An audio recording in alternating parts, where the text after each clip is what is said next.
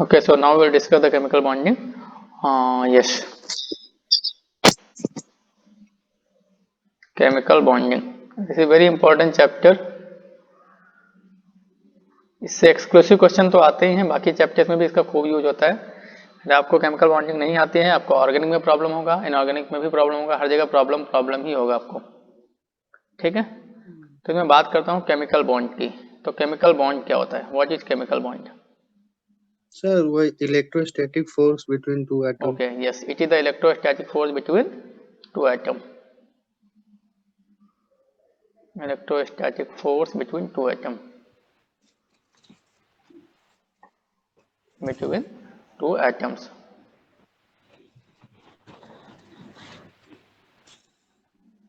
ठीक है, हमारे तीन टाइप के बॉन्ड होते हैं, आपको पता होगा. बेसिकली दो टाइप के होते हैं, covalent bond,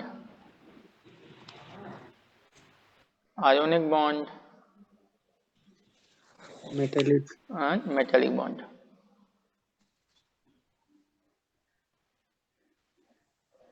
metallic bond.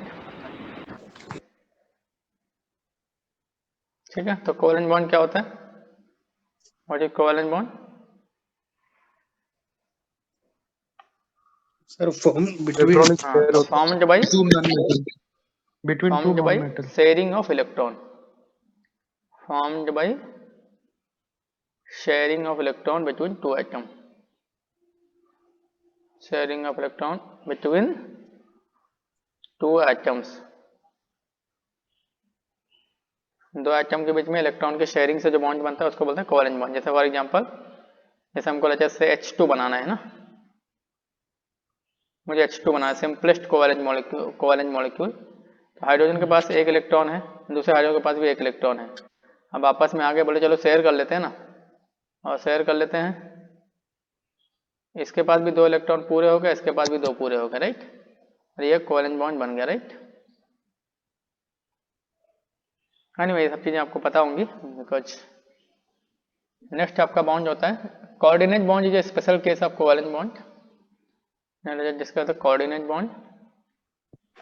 Sir उसको तो डेटिव बॉन्ड ही बोलते हैं. Yes, coordinate bond.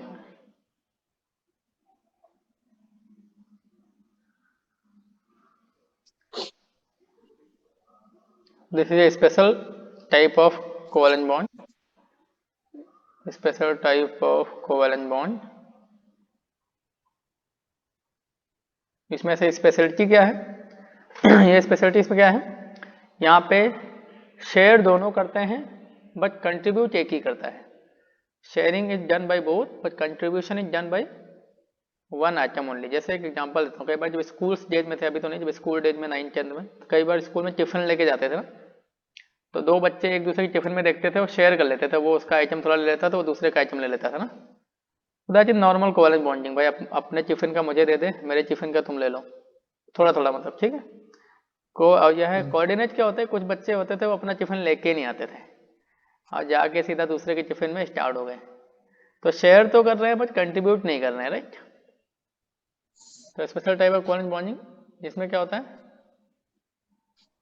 Sharing is done by both but contribution is done only by one. By both but contribution is done by single atom. Is done by one atom only.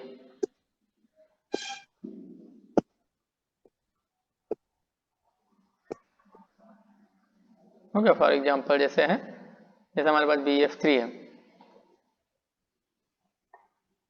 Suppose I have BF3 and NH3. इसके बाद lone pair है, इसके बाद vacant orbital है. तो ये अपने दोनों इलेक्ट्रॉन इसको दे देता है और इस तरीके से बॉन्ड बन जाता है.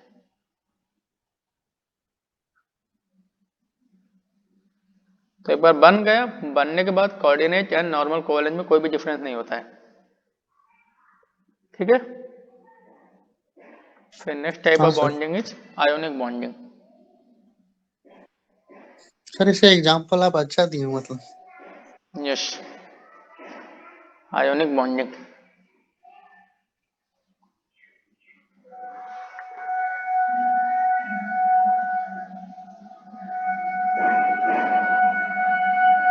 Ionic bonding.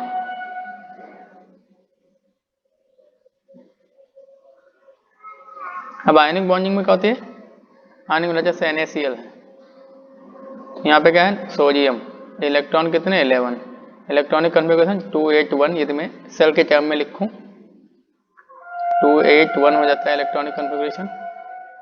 Chlorine 17, electronic configuration 287। तो यदि ये एक इलेक्ट्रॉन देना चाहता है, एक इलेक्ट्रॉन लेना चाहता है, तो जब दोनों पास पास में आते हैं, जब मैं दोनों को पास पास लेके आऊंगा तो सोडियम अपना एक इलेक्ट्रॉन दे देगा, क्लोरीन उसको ले लेगा, राइट, ठीक है। जब सोडियम दे देगा तो क्या बन जाएगा वो Na+, जब क्लोरीन ले लेगा तो क्या बन जाएगा Cl-। अब प्लस और माइनस एक दूसरे को इलेक्ट्रोस्टैटिक फोर्स से अट्रैक्ट करने लगते हैं, यहाँ पे जो बॉन्ड बना इसको क्या बोल देते हैं, आयोनिक बॉन्ड। बात समझ आई। तो bond formed by the transference of electron from one atom to other, formed by complete transference of electron from one atom to another, complete transference of electron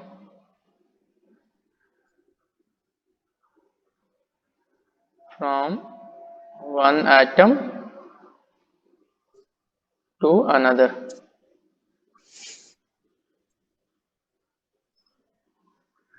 ये बात समझ आ गई। हाँ सर। यस।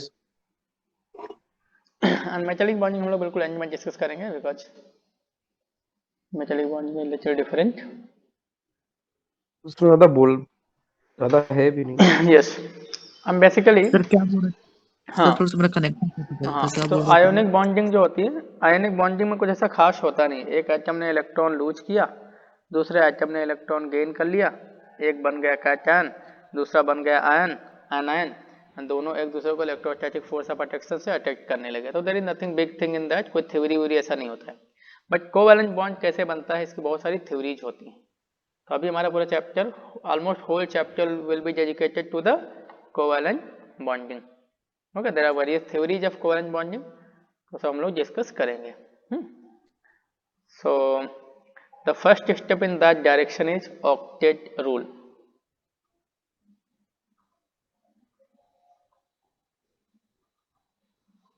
ठीक है, तो ऑक्टेट रूल क्या बोलता है कि हर एक एटम अपने वैलेंस शेल में 8 इलेक्ट्रॉन पूरे करने की कोशिश करता है, either by losing the electron or by gaining the electron or by sharing of electron. So this rule tells that, which states that every atom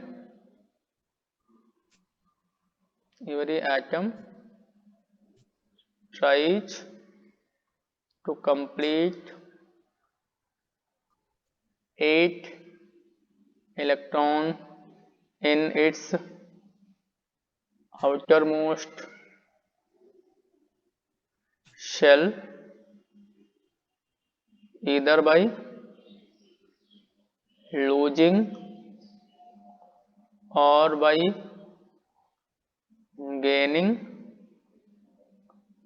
or by sharing of electron। तो इसी को हम लोग बोलते हैं octet rule.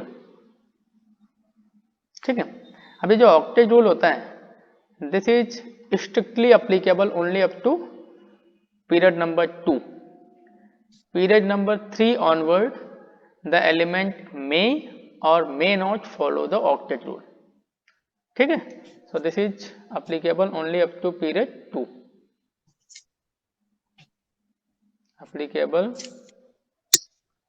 only up to the element of period 2।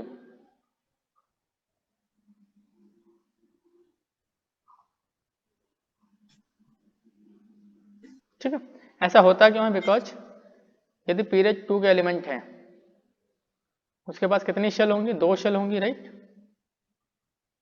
या लेते से उसका जो वैलेंस शेल है, valence shell is second shell, correct. Valence shell is second shell. अब सेकेंड शेल में मैक्सिमम कितने इलेक्ट्रॉन आ सकते हैं, maximum electron will be 2 × 2 square, that is 8। अब उसमें मैक्सिमम कितने इलेक्ट्रॉन आ सकते हैं? 8 इलेक्ट्रॉन आ सकते हैं। तो अभी सेकेंड पीरियड के जो एलिमेंट हैं उनके पास 8 से ज़्यादा इलेक्ट्रॉन को अकोमोडेट करने का कैपेसिटी ही नहीं है। Got the point? तो वो कभी ऑक्टेट को एक्सपैंड नहीं कर सकते बिकॉज उनके पास जगह ही नहीं है रखने की। लेकिन जो पीरियड 3 के एलिमेंट की बात करते हैं जैसे, तो पीरियड 3 के एलिमेंट के लिए वैलेंस शेल क्या होगा? वैलेंस शेल होगा third shell. Third shell will be the valence shell. उसमें मैक्सिमम कितने इलेक्ट्रॉन आ सकते हैं? देखिए, maximum electron is equal to 2 into 3 square that is 18। तो उसके पास 18 इलेक्ट्रॉन को अकोमोडेट करने का कैपेसिटी है। तो इसीलिए क्या था, वो ऑक्टेट को एक्सपैंड कर सकता है। इसलिए यदि सेकेंड पेज के एलिमेंट हैं तो वो तो स्ट्रिक्टली ऑक्टेट रूल को फॉलो करेंगे। ऑल्दो उसमें भी 8 से कम इलेक्ट्रॉन हो सकते हैं, लेकिन 8 से ज़्यादा कभी भी नहीं हो सकते हैं। लेकिन जो थर्ड पेज ऑनवर्ड हैं वो ऑक्टेट को एक्सपैंड भी कर सकते हैं, मतलब 8 से ज़्यादा इलेक्ट्रॉन वे उनके आउटर मोस्ट में हो सकते हैं। ठीक है, तो आपको रोना नहीं है, ओहो हो सर आपने ऑक्टेट क्यों तोड़ दिया इसका, 8 से ज़्यादा इलेक्ट्रॉन क्यों रख दिए। रख सकता है, थर्ड पेज ऑनवर्ड रख सकता है। This is applicable only up to element of period 2. Then I don't third period onward. Third period onward, elements may have more than 8 electron, more than 8 electron in valence shell. That is, they may be hypervalent. यदि 8 से ज़्यादा electron होते तो उसको क्या बोलते हैं? Hypervalent. They may be hypervalent. Electron rich. For example जैसे हमारा है PF5, आउटर मोस्ट में कितने इलेक्ट्रॉन? 10। SF6 कितने? 12। IF7 कितने? 14। 14. XeO4 कितने हो गए? 16। तो सारे के सारे क्या किए? ऑक्टेट को एक्सपैंड कर दिए। कर सकते हैं, उनके पास है अकोमोडेट करने का पावर।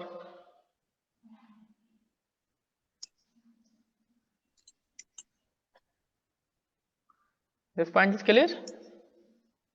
Yes, sir. अब देखिए भाई, नाउ सी, जो सेकेंड पेज के एलिमेंट हैं वो हाइपरवैलेंट तो नहीं हो सकते बिकॉज उसके पास जगह ही नहीं रखने के इलेक्ट्रॉन को, बट हाइपोवैलेंट हो सकते हैं, मतलब 8 से कम इलेक्ट्रॉन हो सकते हैं उसमें। जैसे एक रूम है, एक घर है, उसमें जैसे 10 लोगों के रहने की जगह है, तो 5 लोग तो रह ही सकते हैं ना, 15 लोग नहीं रह हाँ पाएंगे। Sir. Not 15 people can accommodate ना। तो इसी तरीके से सेकेंड पीरियड एलिमेंट में भी हाइपोवैलेंट, एलिमेंट में भी हाइपोवैलेंट। हाइपो मीन्स उनमें वैलेंस इलेक्ट्रॉन 8 से कम है। सर जैसे BF2. जैसे BeF2, BCl3, AlCl3 एक्सेट्रा। देखिए यहाँ पे 4 ही इलेक्ट्रॉन है बेचारे के पास, यहाँ पे 6 इलेक्ट्रॉन है, आउटर मोस्ट में 6 इलेक्ट्रॉन है। तो जितने भी हाइपोवैलेंट वाले होंगे they will behave as a Lewis acid, they behave as a Lewis acid because ये लोन पेयर ऑफ इलेक्ट्रॉन को एक्सेप्ट कर सकते हैं, right. Behave as Lewis acid. Lewis acid का मतलब क्या होता है? लोन पेयर एक्सेप्टर में हम लोग पढ़ चुके हैं आयनिक, राइट। जी सर। तो ये आपका ऑक्टेट रूल हो गया।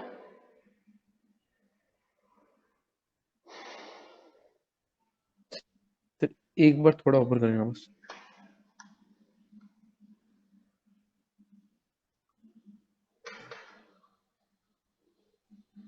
हाँ सर ठीक। ठीक है, अभी देखिए नेक्स्ट हम लोग डिस्कस करेंगे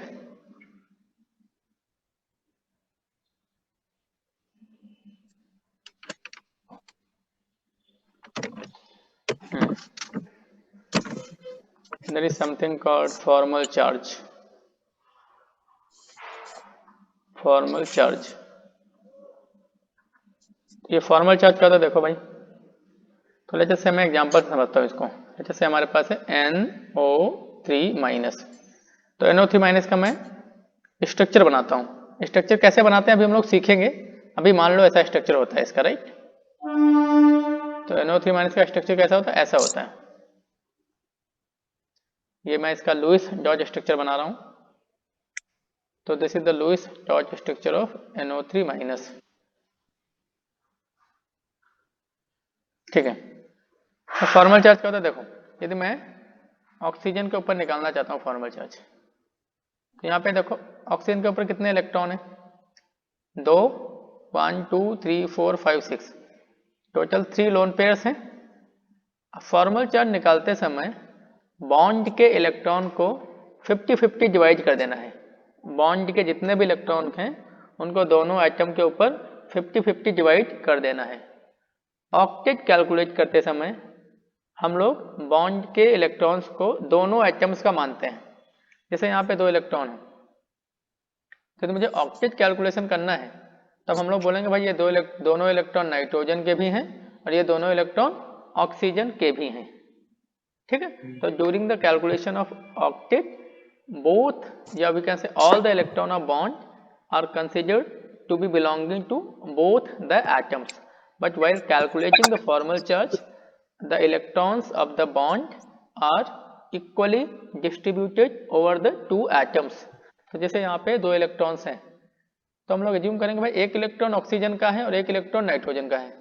तो अभी ऑक्सीजन के ऊपर टोटल इलेक्ट्रॉन कितने हो गए, 3 तो लोन पेयर हैं, तो 6 इलेक्ट्रॉन यहाँ पे आ गए, 1 इलेक्ट्रॉन केमिकल बॉन्ड का हो गया। टोटल कितने 7 इलेक्ट्रॉन हो गए कि नहीं, टोटल 7 इलेक्ट्रॉन हो गए।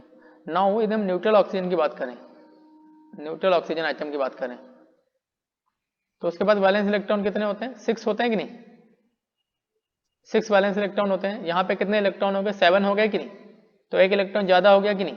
1 इलेक्ट्रॉन ज्यादा होने का मतलब क्या है, फॉर्मल चार्ज कितना आएगा, -1 आएगा कि नहीं।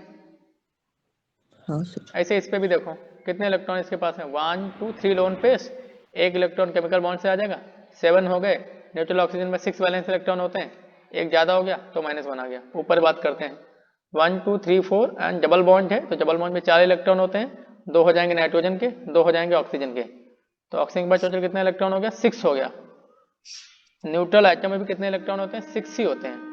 तो यहाँ पे फॉर्मल चार्ज क्या होगा, 0 होगा, कुछ भी नहीं होगा, 0 को लिखते हैं, राइट। अभी नाइट्रोजन की बात करते हैं, तो नाइट्रोजन के पास वैलेंस इलेक्ट्रॉन कितने होते हैं, 5 होते हैं कि नहीं। यहाँ काउंट करो कितने हैं, तो डबल बॉन्ड से 2 आ जाएंगे, इन दोनों सिंगल बॉन्ड से 1 1 आ जाएगा। यहाँ पे टोटल कितने इलेक्ट्रॉन है, 4 इलेक्ट्रॉन है, तो 1 इलेक्ट्रॉन कम हो गया, तो चार्ज कितना आ जाएगा, +1 आ जाएगा कि नहीं। बात समझ आ गई कि नहीं।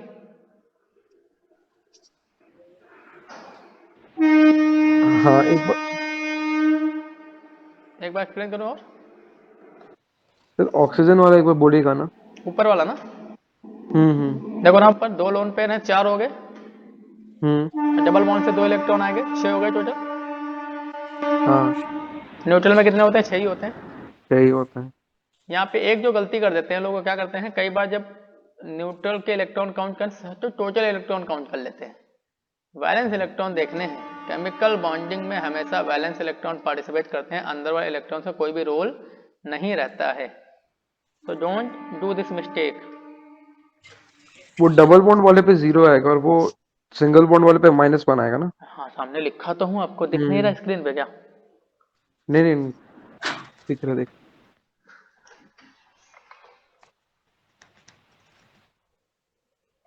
तो नीचे एक स्टेटमेंट लिख लेना, while calculating the formal charge on any atom, while calculating the Fc,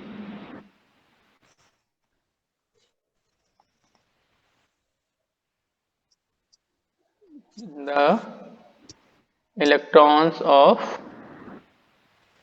chemical bond are equally distributed over 2 atoms.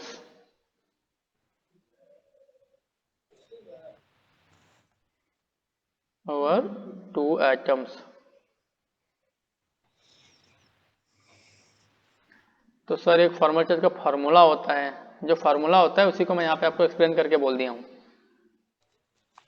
तो फार्मूला याद रखने की जरूरत नहीं आपको ना, हर एक चीज का फार्मूला बना दो सर, उसमें हम तो बस वैल्यू फिट करेंगे ना, और कई बार वो भी नहीं फिट कर पाएंगे ना, कहाँ पे क्या फिट करना है वो भी नहीं समझ आएगा। हमको तो बस ऐसा क्वेश्चन दे दो आप जो उसमें 3 वेरिएबल हो, 2 का वैल्यू दे दो, हम 1 निकाल के दिखा देंगे ना। और उसमें भी कैलकुलेशन मिस्टेक कर देंगे हम। मैं बोलने वाला था उसमें भी इजी कैलकुलेशन देने। यस, उसमें कैलकुलेशन ऐसा था ना 4/2 आए जिसमें लिख के ना ऊपर से, एक भी डेसिमल आ गया तो हम खत्म हो जाएंगे। चलिए अब यहाँ पे एक चीज और होती है, यदि सारे एटम्स के ऊपर जो फॉर्मल चार्जेज आ रहे हैं उनको आप सम कर दो तो पूरे स्पीसीज के ऊपर टोटल चार्ज के बराबर हो जाता है। जैसे यहाँ पे देखिए, इस ऑक्सीजन के ऊपर -1, इस ऑक्सीजन के ऊपर भी -1, नाइट्रोजन के ऊपर +1, तो -1 +1 -1, नेट सम कितना हो गया? -1 हो गया कि नहीं? The sum of formal charges on all the atoms, formal charges on all the atoms is equal to total charge on the species, total charge on the species, right?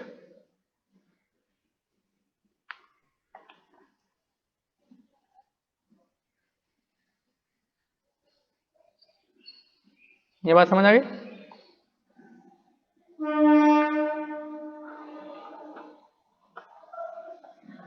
हाँ सर। ठीक है,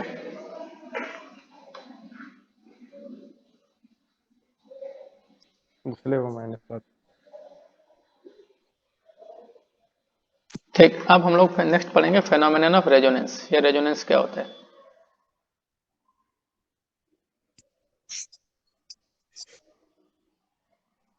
रेजोनेंस को हम लोग detail में पढ़ेंगे, organic में यहाँ पे शॉर्ट में देखेंगे।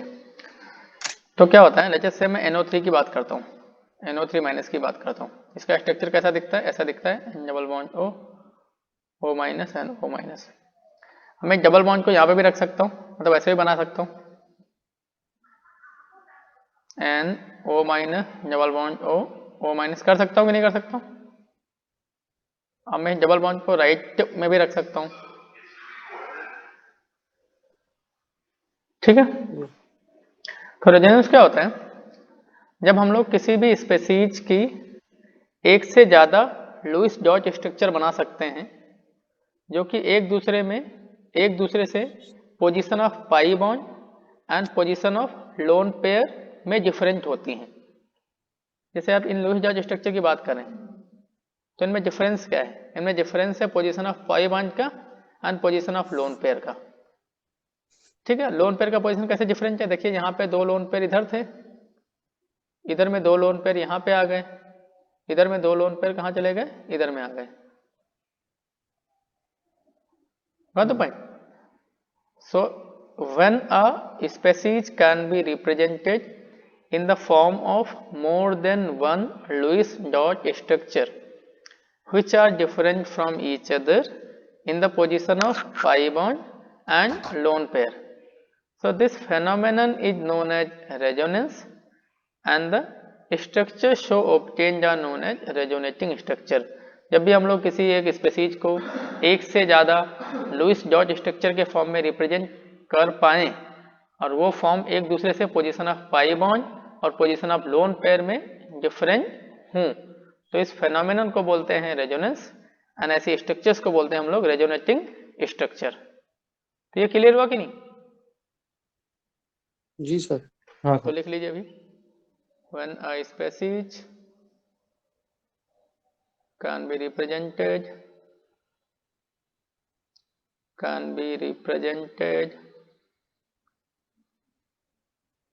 in the form of more than one Lewis dot structure in the form of more than one Lewis dot structure which are different from each other, which are different from each other, which are different from each other in the position of pi bond and lone pair, in the position of pi bond, in the position of pi bond and lone pair.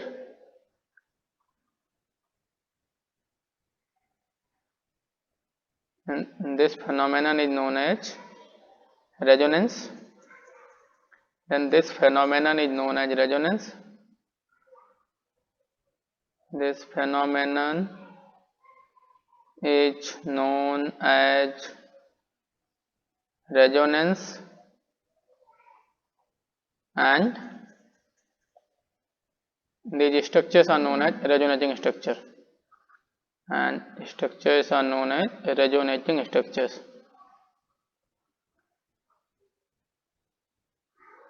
Known as resonating structures. Resonating structures. बात समझ आ गई?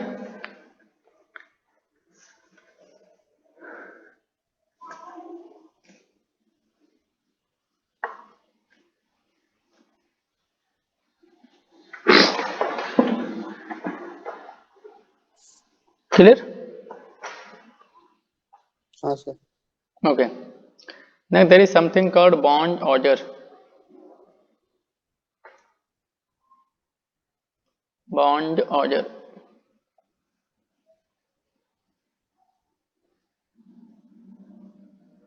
ये bond order के पीछे concept क्या है देखो. तो हम लोग फिर से सेम एग्जांपल समझेंगे NO3 माइनस से ही.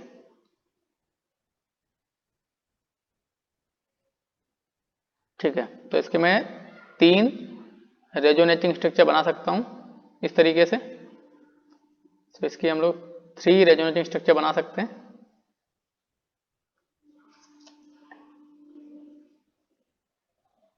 ठीक है, अब मैं आपसे पूछूं, बताइए इस पर्टिकुलर बॉन्ड का बॉन्ड ऑर्डर क्या है, बताइए. What is the bond order, मतलब यहाँ पे यदि पूछूं नाइट्रोजन, ये पर्टिकुलर ऑक्सीजन और इस नाइट्रोजन के बीच में बॉन्ड डबल बॉन्ड है कि सिंगल बॉन्ड है, क्या है. This is oxygen number 1, this is oxygen number 2 and this is oxygen number 3. हमने आपसे पूछ रहा हूँ नाइट्रोजन और ऑक्सीजन नंबर 2 के बीच में जो बॉन्ड है वो कौन सा बॉन्ड है, बताइए. Double bond. Double bond. अरे इधर तो सिंगल बैठा हुआ है. तो वही तो बोले ना सर आप, रेजोनेटिंग स्ट्रक्चर्स. हाँ, उस तो स्ट्रक्चर बताइए डबल बोलेंगे कि सिंगल बोलेंगे. है तो ये भी स्ट्रक्चर NO3 माइनस का. कोई स्टूडेंट इसको ड्रॉ कर देगा, बोल देगा फिर सिंगल बॉन्ड है, और कोई इसको ड्रॉ कर देगा, बोल देगा डबल है. Sir pi plus sigma. तो जब भी ऐसी सिचुएशन अराइज होती है तो हम लोग क्या करते हैं, एवरेज ले लेते हैं. भाई समझौता कर लो. ना उसकी बात ना तुम्हारी बात, थोड़ा बीच में आके समझौता कर लो ना. तो जब ऐसा झगड़ा होता है तो क्या करते हैं हम लोग, हमेशा एवरेज ले लेते हैं. तो क्या करेंगे हम लोग, इन तीनों स्ट्रक्चर में नाइट्रोजन और ऑक्सीजन नंबर 2 के बीच में जो बॉन्ड हैं उनका एवरेज ले लेंगे. तो उसी एवरेज बॉन्ड को हम लोग बोल देते हैं बॉन्ड ऑर्डर. ये बात समझ आई. What is the bond order, it is the effective average bond, effective और वी कैन से एवरेज. जो एवरेज होगा वही इफेक्टिव होगा, right. It is the effective bond between 2 atoms. It is the effective bond between 2 atoms. हम निकालते कैसे इसको हैं, तो इसका फार्मूला क्या होता है, bond order is equal to total number of pi plus sigma sigma. Plus pi bond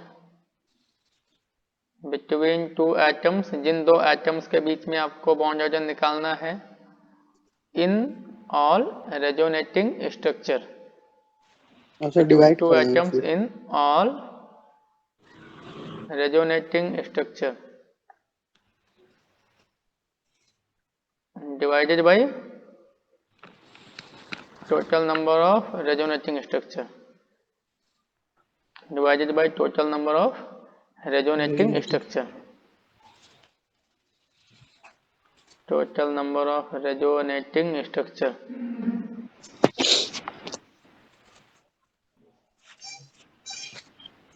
Got the point? तो जैसे मुझे इसी में निकालना है बॉन्ड चार्जर ऊपर NO3 माइनस में, नाइट्रोजन और ऑक्सीजन नंबर 2 के बीच का बॉन्ड चार्जर मुझे निकालना है, करेक्ट? तो देखिए क्या हो जाएगा, यहाँ मैं कर रहा हूँ, इधर कैलकुलेशन कर रहा हूँ, यहाँ पे bond charger is equal to, यहाँ पे दो बॉन्ड, यहाँ पे एक बॉन्ड, यहाँ पे एक बॉन्ड, तो 2 + 1 + 1, total number of resonating structure कितनी है 3, तो बॉन्ड चार्जर कितना आ गया 4/3. 4/3. अब इसमें आप किसी भी बॉन्ड का बॉन्ड चार्जर निकालो, सबका 4/3 ही 4/3 आएगा. आएगा. इसका मतलब NO3 माइनस में सारे बॉन्ड इक्विवेलेंट हैं और कोई भी बॉन्ड डबल बॉन्ड नहीं है, कोई भी बॉन्ड सिंगल बॉन्ड नहीं है. It is somewhere between single and double bond and it's equivalent to the 4/3 bond. Okay, मतलब इसका जो बॉन्ड स्ट्रेंथ होगा वो सिंगल बॉन्ड से ज्यादा होगा, डबल बॉन्ड से कम डबल होगा. बॉन्ड्स पे. जो बॉन्ड लेंथ होगा वो डबल बॉन्ड से ज्यादा होगा और सिंगल बॉन्ड से कम होगा. यहाँ पे बॉन्ड डिस्टेंस बोले ना. हाँ, बॉन्ड स्ट्रेंथ जो है, बॉन्ड का strength, strength. Bond energy will be less than double bond and more than single bond, and bond length will be more than double bond but less than single bond, correct?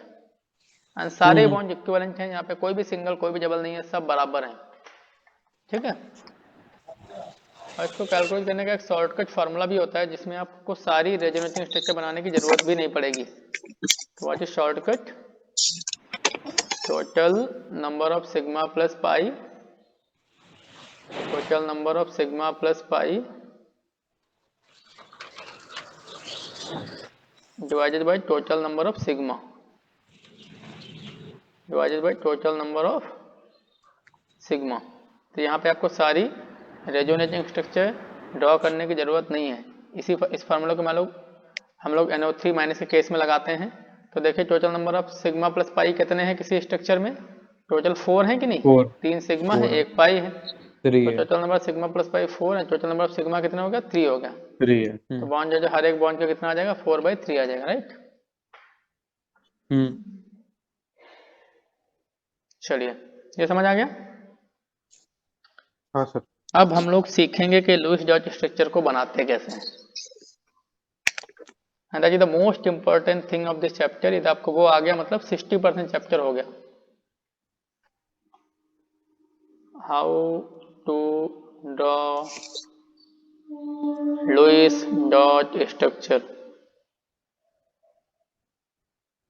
How to draw Lewis dot structure.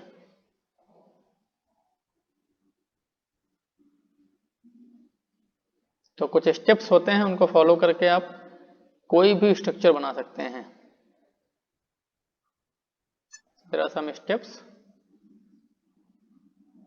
ठीक है, लिखिए step number 1. इन steps को हम लोग दो example की help से illustrate करेंगे. एक तो NO3 माइनस का एग्जाम्पल लेके चलेंगे हम लोग, और एक एग्जाम्पल ClO4 माइनस का लेके चलेंगे. One example NO3 minus and another example ClO4 minus. इन दो एग्जाम्पल्स के थ्रू हम लोग इन स्टेप्स को इलस्ट्रेट करेंगे. Right the step number 1. Arrange the atom in the space. Arrange the atoms in space such that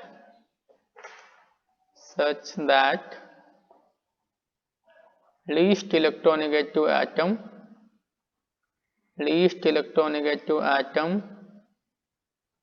is the central atom. तो आपको स्पेस में एटम्स को सजा देना है. आपको जो भी डिजाइन अच्छी लगती है उस डिजाइन में सजा सकते हैं ना. बस सेंटर एटम क्या होना चाहिए, वो लीस्ट इलेक्ट्रोनेगेटिव होना चाहिए। तो नाइट्रोजन और ऑक्सीजन में इलेक्ट्रोनेगेटिविटी कम है नाइट्रोजन की, तो नाइट्रोजन को हमने बीच में रख दिया और ऑक्सीजन को मैंने ट्रायंगुलर फॉर्मेट में सजा दिया। आपको जैसे अच्छा लगे वैसे सजा दीजिएगा, है ना। और यहाँ पे ClO4 माइनस में क्लोरीन का इलेक्ट्रोनेगेटिविटी ऑक्सीजन से कम होता है, तो क्लोरीन सेंट्रल एटम बन गया और ऑक्सीजन को हम लोग इस तरीके से सजा दिया। तो ये पहला स्टेप हो गया, ठीक है। उसके बाद क्या करना है, count the total number of valence electron, count the total number of valence electron and valence electron को अंडरलाइन करना। ध्यान रखिएगा, आपको वैलेंस इलेक्ट्रॉन काउंट करने हैं, टोटल इलेक्ट्रॉन नहीं काउंट करने हैं। ये मिस्टेक्स कर देते हैं लोग। Count the total number of valence electron in all the atoms including charge, including charge. ये इंक्लूडिंग चार्ज का मतलब क्या होता है, इंक्लूडिंग चार्ज का मतलब ये नेगेटिव चार्ज है तो उतने इलेक्ट्रॉन ऐड कर दो, पॉजिटिव चार्ज है तो उतने इलेक्ट्रॉन को सब्ट्रैक्ट कर दो। जैसे -2 चार्ज है तो 2 इलेक्ट्रॉन ऐड कर दो, जैसे +3 चार्ज है तो 3 इलेक्ट्रॉन को सब्ट्रैक्ट कर दो। क्लियर हुआ। तो जैसे मैं NO3 माइनस की बात करता हूँ, इसमें टोटल वैलेंस इलेक्ट्रॉन कितने होंगे, NO3 माइनस में वैलेंस इलेक्ट्रॉन कितने होंगे। नाइट्रोजन के पास कितने वैलेंस इलेक्ट्रॉन होते हैं, नाइट्रोजन के पास 5, ऑक्सीजन के पास 6, कितने ऑक्सीजन है, 3 ऑक्सीजन है तो कितना हो गया, 18 हो गया।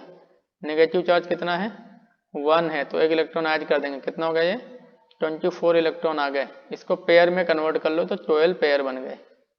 सिमिलरली बात करता हूँ ClO4 माइनस की, क्लोरीन के पास वैलेंस इलेक्ट्रॉन होते हैं 7, ऑक्सीजन के पास होते हैं 6, कितने ऑक्सीजन है, 4 है तो मल्टीप्लाई कर दो 4 से, बन गया 24। नेगेटिव चार्ज कितना है, 1 है, सबको ऐड कर दो तो ये बन गया आपका 32। पेयर कितने बन गए, 16 पेयर बन गए। ठीक है, चलिए कॉपी कर लो इसको जल्दी से।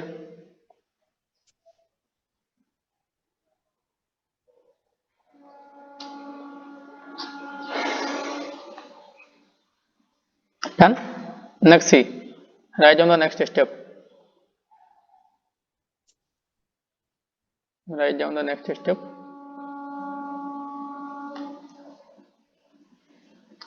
Connect the terminal atom to the central atom.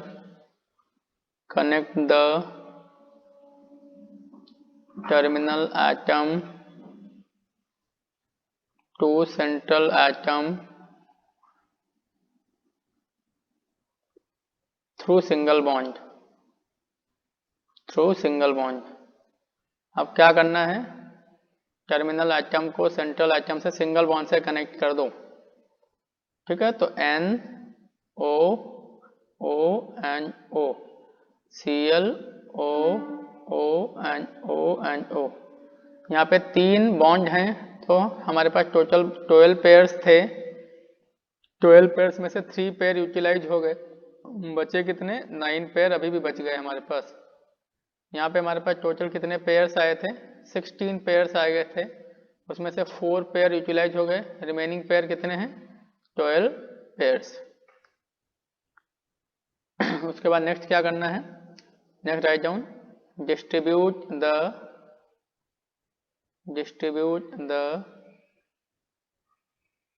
Remaining electron pairs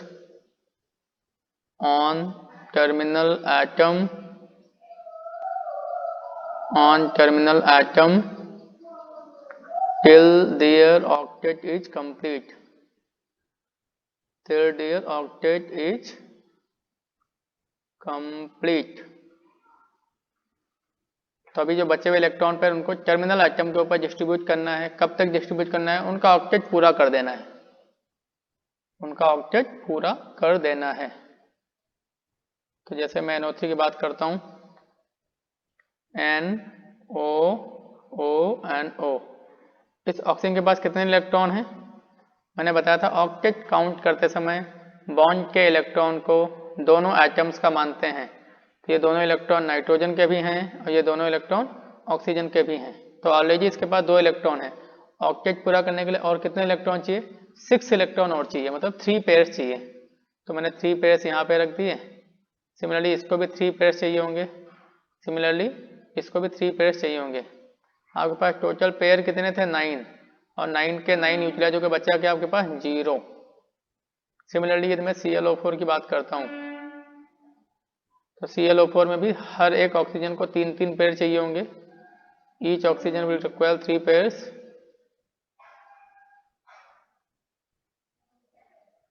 okay, आपके पास टोटल 12 पेयर थे एंड 12 के 12 यूटिलाइज हो गया, आपके पास 0 पेयर्स बचे। ओके, यदि लेटेस्ट से इलेक्ट्रॉन बच गए होते तो क्या करता? फेंक देता ना उनको, वो तो बच गए ना। तो यदि इलेक्ट्रॉन पेयर बच गए होते तो उसको कहाँ रखते? सेंट्रल एटम के ऊपर रख देते। If some electron pairs are remaining,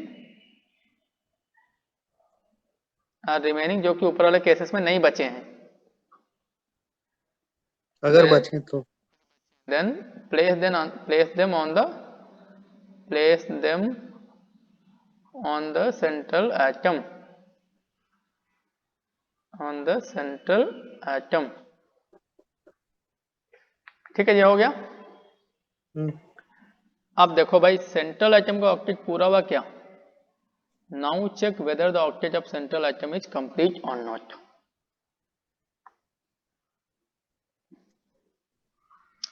Check whether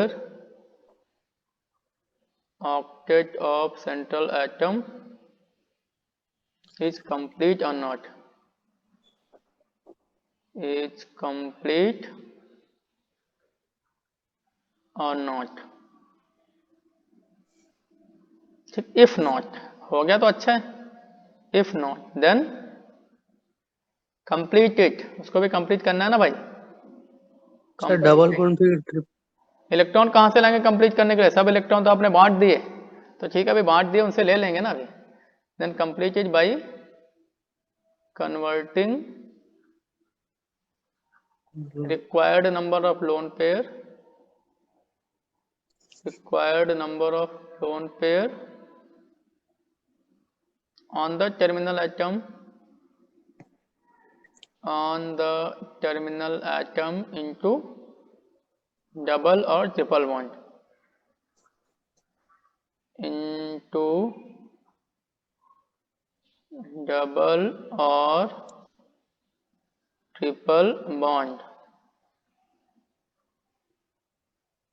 ठीक है, तो ये कोऑर्डिनेट हो जाएंगे।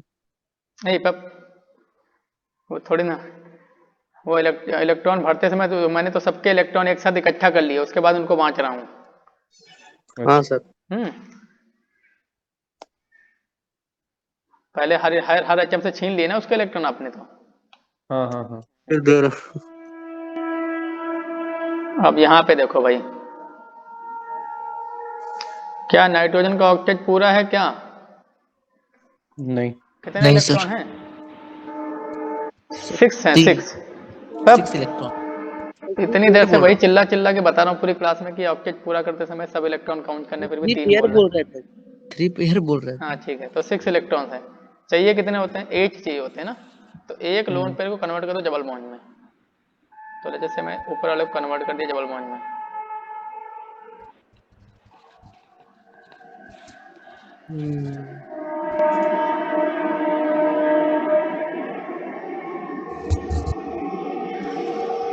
आप लोगों को जब डांट वाट पड़ती है तो गुस्सा तो नहीं होते हो ना?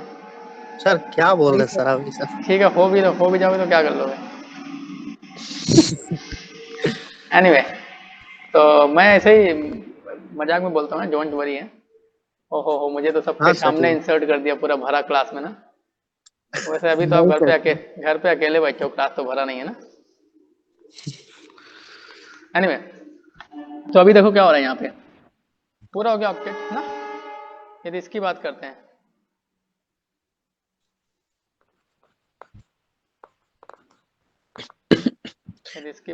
हैं, तो भरा भाई।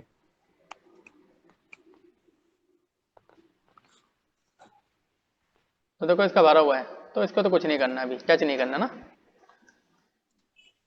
अब अगला स्टेप लिखो, ये कर लिया। अब क्या करना है, अब असाइन करो formal charge. Now assign formal charge on all the atoms.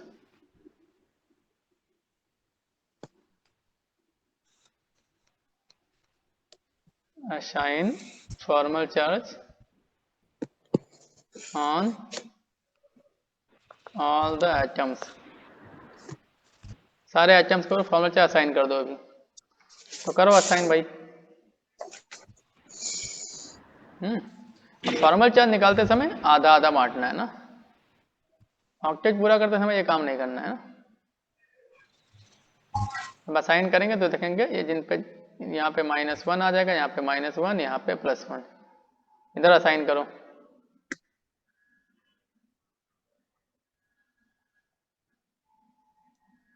इधर करो assign.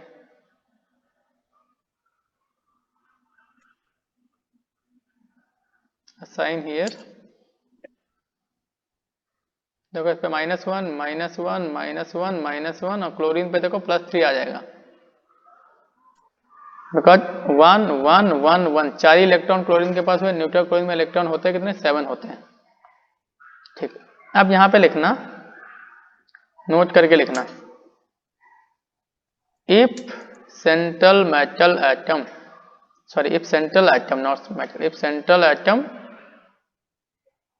belongs to second period,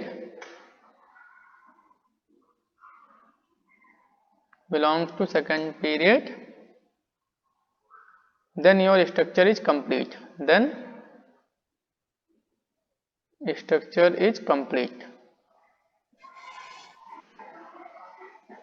मतलब हमारा NO3 माइनस का जो स्ट्रक्चर है वो यही फाइनल स्ट्रक्चर है बस। ठीक है, structure is complete. Next step जो लिखने जा रहा हूं, next step is applicable,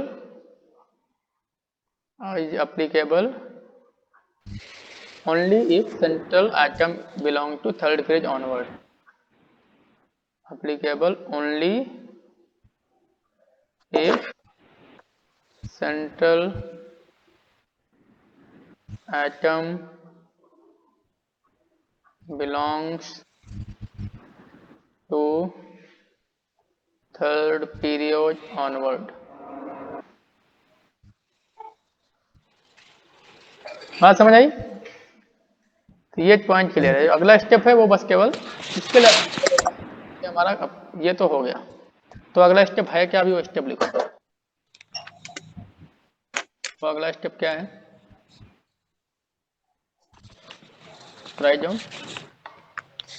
Minimize the formal charge on the central atom, minimize the formal charge on the central atom, minimize the formal charge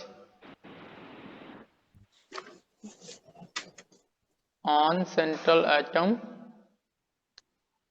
minimize the formal charge on central atom by converting lone pair on terminal atom, by converting lone pair on terminal atoms into double or triple bond. तो ये step पहली बात तो applicable है इसके लिए केवल।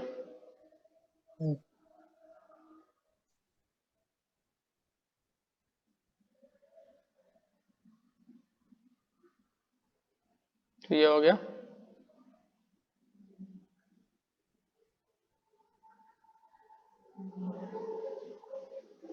ये minus minus minus and minus, यहाँ पे +3।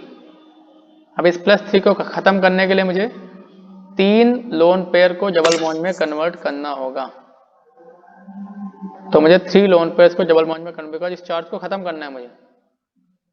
ये डबल बॉन्ड हो गया, ये डबल बॉन्ड हो गया, ये डबल बॉन्ड हो गया इधर में। तो देखो अभी ये न्यूट्रल बन गया और इन तीनों ऑक्सीजन के ऊपर से भी चार्ज खत्म हो गया। इतना ज्यादा रिलीफ मिल गया क्या? Yes.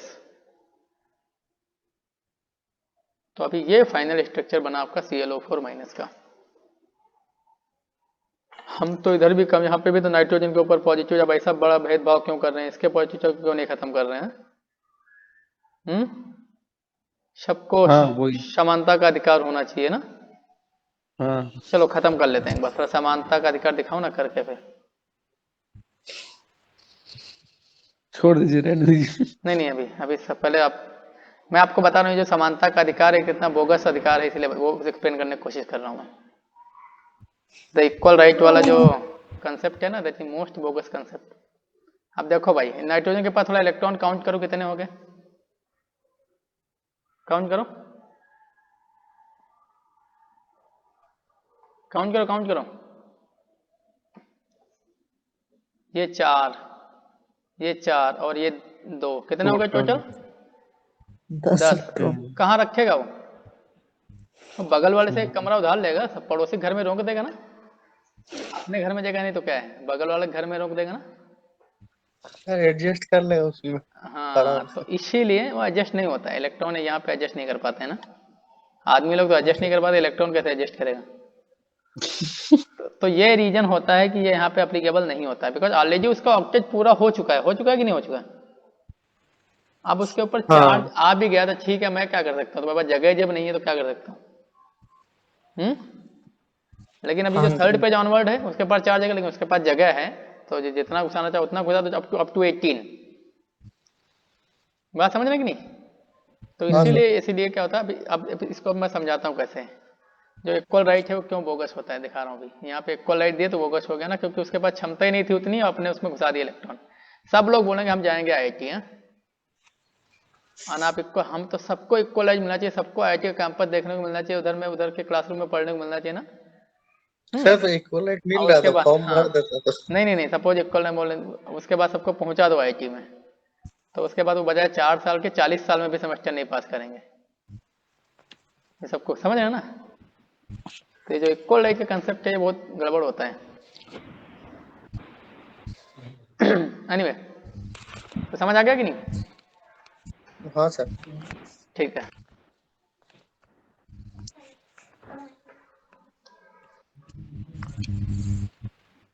Equal rights should be in terms of opportunity, not in the terms of benefits. बात समझ आ रही कि नहीं? The concept of equal right is okay, but it should be in terms of opportunity, not in terms of right. Right has to be one. है तो point?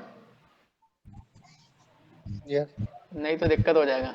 सब लोग बोले हमको इक्वल, हम भी बनेंगे कैलकाटा मेडिकल कॉलेज के सर्जन।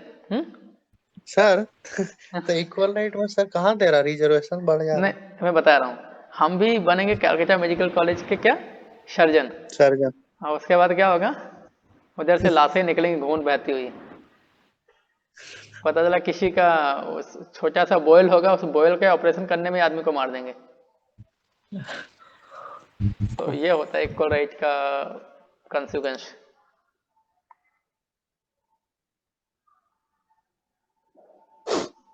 चलिए, ये समझ आ गया? तो अभी बना लेंगे कि नहीं बना लेंगे? सर इतने स्टेप बार बार काउंट कर करके लिखने पड़ेंगे क्या? नहीं लिखना नहीं पड़ता है, एक बार आप प्रैक्टिस कर लेंगे तो एक एक स्टेप को एक एक सेकंड में कर सकते हैं ना। ये समझे कि नहीं? हाँ सर। ठीक है, तो अब आपको मैं बहुत सारी स्ट्रक्चर दे रहा हूँ, वो सारी आपको प्रैक्टिस करनी है घर पे। BF3 तो यहाँ से स्टार्ट करता हूँ। BeF2,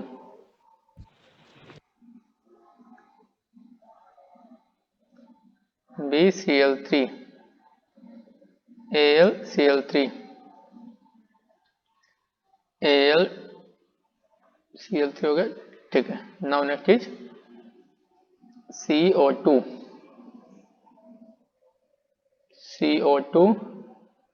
CO, CO3 2 minus, CCl4, okay. Then next is SiO2, SiO4 4 minus, that is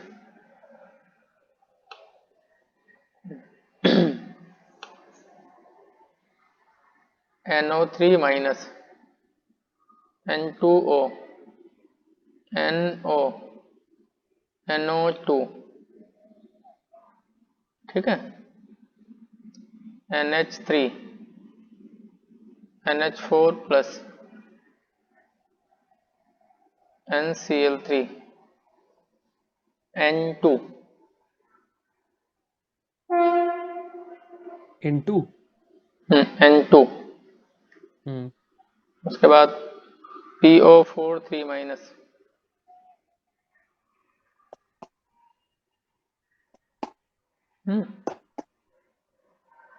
PF5 PCl3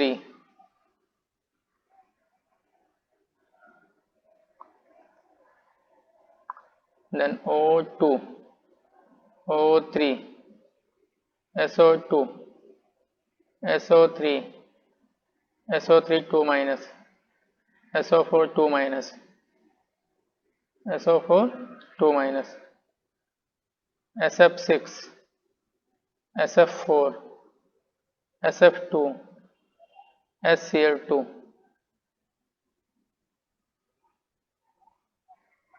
और चाहिए?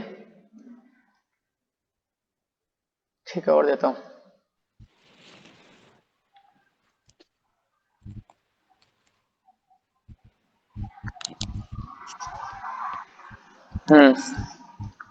then F2O ClO2 ClO3 ClO minus ClO2 minus ClO3 minus ClO4 minus ClO5 minus. हाँ, control में रहो, जो भी मना है वो नहीं लिखना है ना, जो एग्जिस्ट करना है उसी को लिखना है। हाँ +7 तक ही तो एग्जिस्ट करता है। तो उसके बाद बस हाँ हो गया सर। यश IO4 sir minus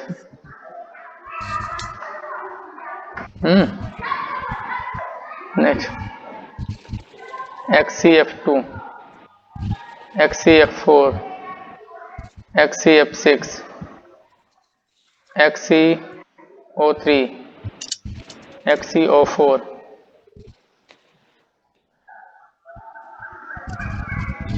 XCO4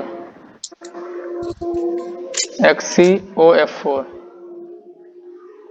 XCO2F2। चलिए, कितने बना लेना एटलीस्ट, एटलीस्ट। और क्या, मतलब तो इतना तो नॉर्मल बात है ना। सर थोड़ा ऊपर कर दीजिए तो। एक पेज में फिट नहीं होता है। हाँ सर ठीक।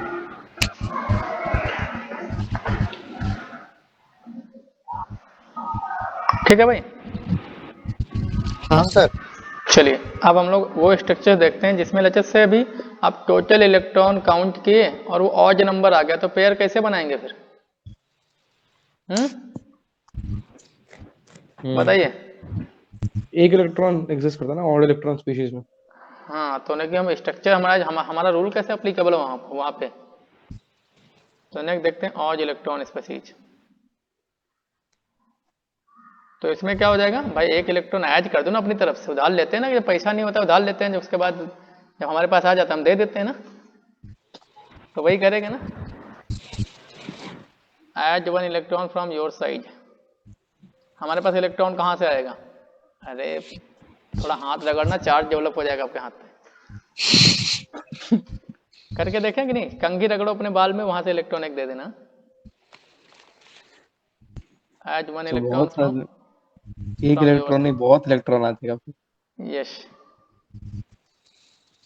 Add 1 electron from your side. उसके बाद क्या करना है? Draw the structure as per the previous rules. Draw the structures. एक इलेक्ट्रॉन आएगा कहाँ से?